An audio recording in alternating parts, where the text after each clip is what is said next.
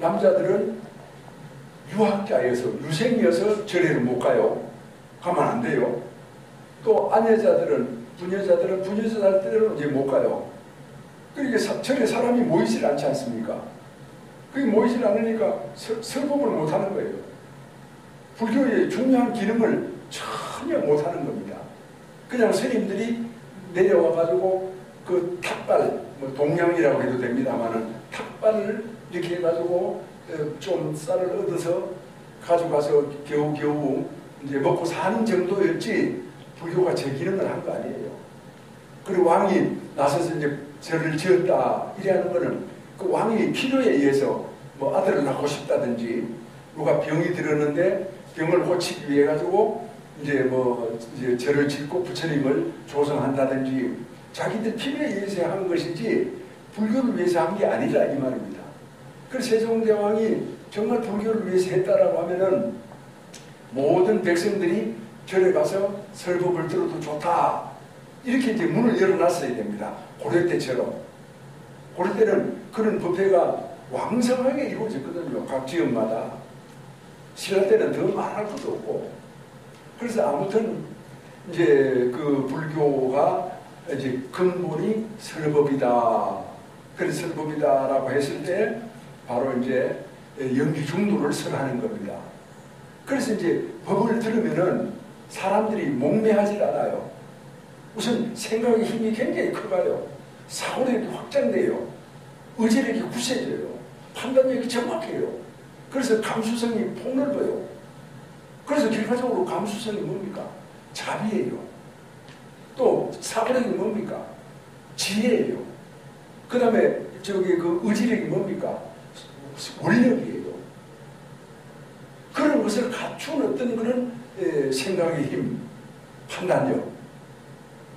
그것이 이제 없으면은 이 세상이 어두운 세상이 된다는 거죠. 자, 아무튼 부처님께서는 바로 이런 연기중도를 깨달으셨어요.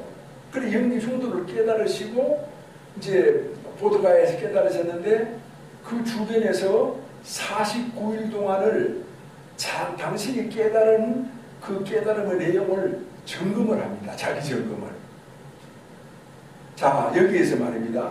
자기 점검을 한다라고 하는 그 이야기에 주목해야 됩니다. 그러면 아무나 자기 점검이 되느냐? 이런 사람만 됩니다. 자기 마음이 밝은 사람. 어두운 사람은 자기 점검이 안 됩니다.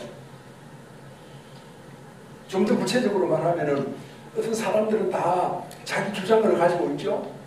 자기 주장을 가지고 있는 사람들 중에서도 밝은 사람은 남의 얘기를 받아들일 줄 압니다.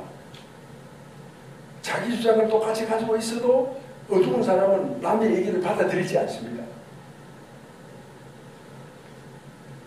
그런 가족들 간에도 그렇고 친구들 간에도 그렇고 정치 지도자들도 그렇고 다 모든 사람들이 그런 테두리 속에서 살아가고 있거든요.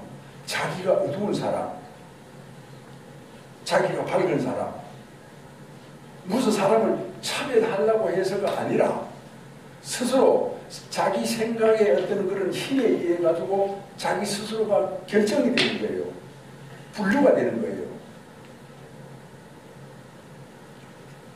그 이제 우리 여기 이제 참 김영준 위원장님께서도 오셨습니다만은 노무현 대통령님을 잘 아실 겁니다.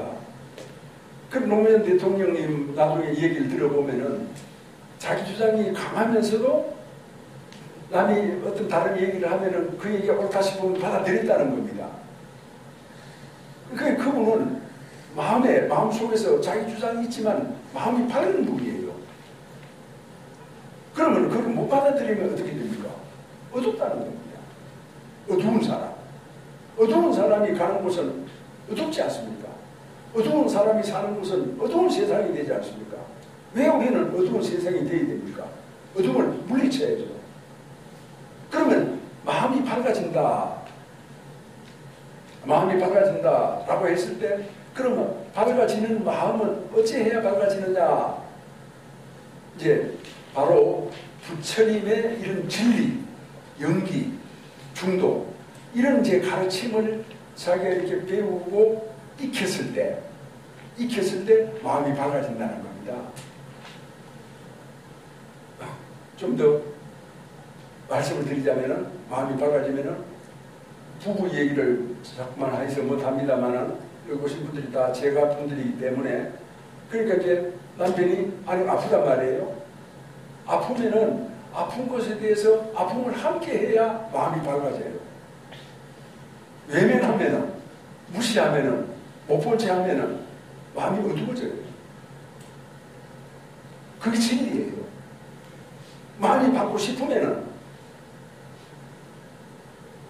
둘이 아닌 바로 나의 아픔이 너의 아픔이고 나의 기쁨이 너의 기쁨이다라고 하는 이런 어떤 불이 생명, 둘이 아닌 생명의 면모를 살아내야 된다는 겁니다. 그 원리를 명확하게 알고 매사에 인생 곳곳에서 그 원리를 써야 된다. 활용해야 된다. 그렇지 않으면은 아무리 높은 지위를 가지고 뭐 돈이 많고 사회적으로 명성이 있다 하더라도 불행하죠. 가정에 가장 주축이 되는 부부관계가 원만하지 못했을 때 그건 불행할 수밖에 없지 않습니까? 그러면 그 밑에 또 가족 모두도 역시 그런 어두움 속에서 이제 살아가게 이제 되는 거예요. 이제 그렇게 이제 하기 위해 가지고는 마음을 다스리기 위해서는 올바른 길을 가기 위해서는 이제 불자들에게는 항상 매주 일요일마다 절에 와서 설법을 들어라. 설법을 듣는단 말이죠. 설법을 들으면서 자기 마음이 헌해집니다. 헌해지기 때문에 어떤 일이 일어나느냐. 몇십 년 전, 수십 년 전에 사건들도 딱 떠오릅니다. 설법을 듣는데 느닷없이 내가 아무개하고 한 30년 전에 싸웠던 이 얘기가 딱 떠오르는 거예요. 그걸 딱 떠오르고 그 설법을 듣는 속에서 그 얘기 떠오르면 그때 내가 정말 참 잘못했지. 내가 조금만 참았으면 됐을 텐데. 이렇게 이제 돼요. 마음이 밝기 때문에. 그러면 어떻게 됩니까? 그런 생각이 떠오르면 아무개한테 전화를 해서 우리가 그때 참 잘하면서 내가 너를 괴롭힌 적이 있지. 정말 지금 생각하니까 너무 미안하다. 이렇게 하면은 그 상대방 친구가 그 전화를 받고 이 친구가 잊어버린 줄 알고 그냥 그런 거는 없는 일로 생각하고 사는 줄 알았더니만은 이런 점도 있구나. 이 친구 참 굉장히 진실하네. 네? 정말 좋은 친구네. 이렇게 해가지고 옛날 과거의 우정을 다시 회복해서 더 가깝고 친한 어떤 진실한 친구로 이제 우리가 이제 살아갈 수가 있게 되는 겁니다.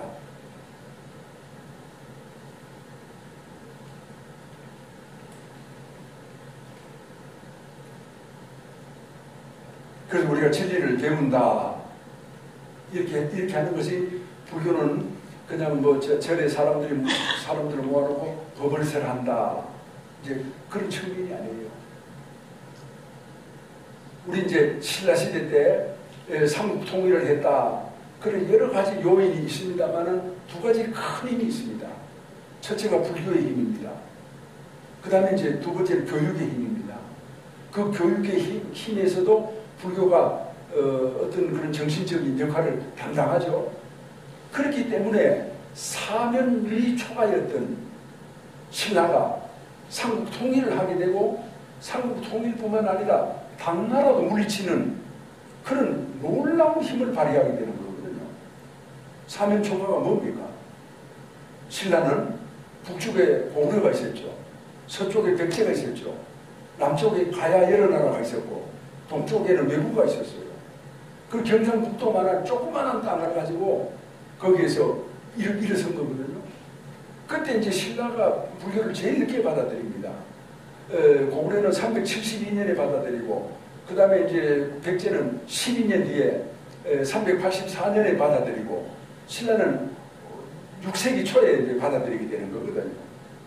그래 했으면서도 그 신라 고성들이 뭘 했느냐 하면은 설법을 했어요. 예를 들어서 백고사 법퇴를 했어요. 그 큰 스님이 되려고 하면 설법을 잘해야 되는 거예요. 설법을 잘하고 뭔가 감동을 주려고 하면은 그 부처님의 진리를 자기가 받아들여서 그것을 깊이 그렇게 자기화하고 체화하고 또 이제 그거를 고뇌하지 않으면 안 되거든요. 이 어떤 그런 가르침을 가지고 사람들한테 어떻게 전해줘야 될까? 수많은 어떤 근기와 어떤 성향과 성질과 제각각의 특색을 가지고 있는 가지각색의 사람들한테 어떻게 이걸 딱딱 자, 입 벌려라, 꿀 들어간다 하고 입에다 쏙쏙 집어넣을 수 있을까라고 하는 고뇌를 갖지 않으면은, 큰 자비심을 갖지 않으면은 이 심금을 울리는 사람의 마음이 밝아지는 그런 법문을 할 수가 없어요. 그래서 신라 모든 백성들이 그런 어떤 밝은 마음을 가지고 있었기 때문에 그 힘으로 삼국 통일을 할 수가 있었어요. 그 힘으로 지도자들이 엄청나게 이렇게 뛰어날 수가 있었어요. 그래서 어떤 그런 지도자들로서의 노블리스 오블리주 그런 어떤 그 책임을 다할 수가 있었던 겁니다. 대표적으로 김유신 장군 같은 그런 이제 그 둘째 아들 원술랑의 얘기도 그런 얘기를 말하고, 관창이나 뭐 여러 화람들이 기록이 남아 있지 않습니까? 바로 거기에서 그런 정신이 나왔다라고 하는 것을 우리가 이제 구체적으로 볼 수가 있습니다. 그러니까 제가 이런 말씀을 드리는 것은 불교의 진리가 역사적으로, 개인적으로, 사회적으로 증명되는 것이다. 지금 바로 이 자리에서 우리가 이제 그것이 확실하게 판가름 나는 것이다. 그럼 여러분들이 불교를 잘 모른다 하더라도 제 얘기를 들어보면은 아, 저건 진짜다, 가짜다 뻔히 알아요. 그래서 이 진리를 가지고는 이게 사기를 못 쳐요. 부처님 진리를 제대로 아는 사람이 그 진리를 가지고 사기칠 수 있겠어요? 안 돼요. 왜 그렇습니까? 불교를 알고 모르고를 들어가지고 불교의 진리는 모든 사람들의 생명의 본질이기 때문에 그렇습니다. 그렇잖아요. 본래의 어떤 그런 성품이잖아요. 자기 아내가 아프면은 남편이 괴로운 거고 고통스러운 거고, 또 저기 아내가 즐거우면 남편도 즐거운 거고 함께. 이게 생명의 본바탕 아니겠습니까? 둘이 아닌 생명, 연기 생명, 중도 생명. 그래서 우리는 전국에 절이 한 10,000개쯤 됩니다. 10,000개쯤 되는데 그 10,000개의 절에서 매주 일요일마다 법회를 하면은, 그렇게 해서 1년만 하면은 나라가 확 바뀌어져요. 사람들의 생각이 그만큼 깨어나고 그만큼 밝아진다는 겁니다. 그러면은 김경준 위원장이 오셨는데 이런 말씀을 드려야 될지 모르겠습니다만, 정치인들이요 장난을 못 쳐요.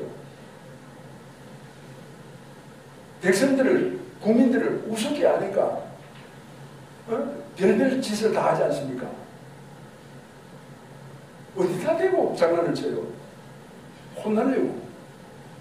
그래서 문제는 말입니다. 우리가 이제 제도를 잘 선택하고 사람을 잘 선택하는 것도 있지만 국민 모두가 깨어나야 돼요. 그런 불교가 이 땅에 들어온 지 2000년이 됐음에도 불구하고 왜 나라가 이렇게 휘청거리느냐. 500년 동안, 하루 이틀이 아니고 한 달, 2달이 아닙니다. 500년 동안 불교는 설법을 못했어요. 설법을 못하고 명령만 간신히 이렇게 유지하고 왔거든요. 그래서 이제 지금 대한민국 시대 1948년 8월 15일 대한민국이 건국되고 그 이후로 이제 불교가 조금씩 깨어나고 이렇게 하는데 시간이 많이 걸리고 있는 것이죠. 자, 아무튼 이런 어떤 측면에서 우리 이제 박세일 교수님께서는 생각을 많이 하셨어요. 연기중도. 그래서 박 교수님께서 세운 어떤 이론이 공동체 자유주의 아닙니까? 그 공동체라고 하는 것이 바로 연기예요. 가정이에요. 이 사회예요. 국가이고 내지 인류죠. 자유주의는 뭡니까? 중도예요. 중도. 아마 이제 우리 불교로 말을 할 것 같으면 자유라고 하면 해탈입니다. 해탈.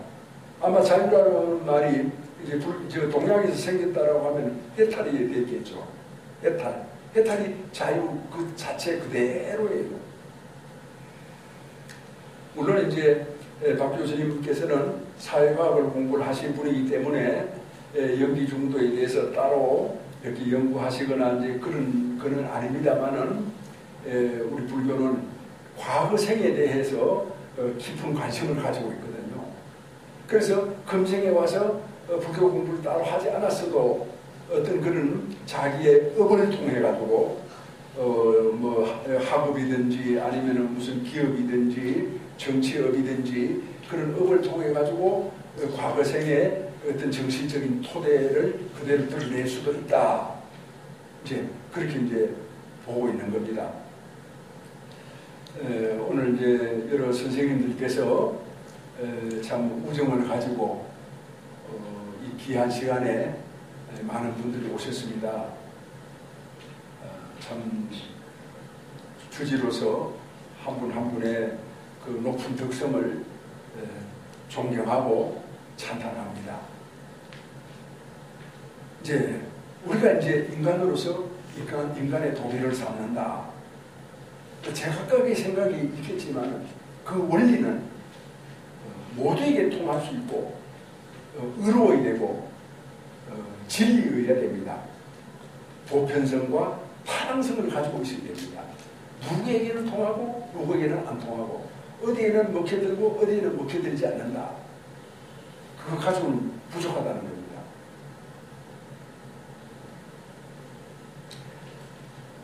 그런 이제 생각을 우리가 가지고 인생을 살아간다. 또 저는 이제 박 교수님한테 늘 기도로 하는데 속한 사바 제명구국 속히 사바 세계로 돌아오셔서 제명구국 나라를 구하는 일을 거듭 밝히소서. 제명구국 하소서. 나라 일에 정말 걱정을 많이 하고 당신의 노력을 아끼지 않으신 분입니다. 그래서 우리 박 교수님이 저 앉아서 웃고 계시죠? 구국보살이에요. 구국보살. 구국보살. 그런데 구국보살은 박 교수님만이 아닙니다. 이승만 대통령도 구국보살입니다. 정말 구국보살입니다. 우리 이제 5,000년 역사를 지닌 한반도 배달 결의 아닙니까? 그러면 미국은 200년 좀 지난 그런 역사를 가지고 있지 않습니까? 그리고 우리하고 미국하고 차이가 뭡니까? 우리하고 미국하고 차이는 역사가 깊다, 길다, 오래됐다. 그럼 오래된 것에 대한 의무가 있어요. 5,000년의 역사다라고 하면 5,000년의 역사다 말만 하지 말고 5,000년의 역사에 대한 공부를 해야 돼요. 미국은 200년 공부하면 되지만 우리는 5,000년 공부를 해야 돼요. 5,000년 공부를 하지 않고 어떻게 배달 결례다, 대한민국의 우리 한반도의 후손이다 이렇게 말할 수가 있어요. 조상을 모르고 어떻게 후손이라고 말할 수가 있어요.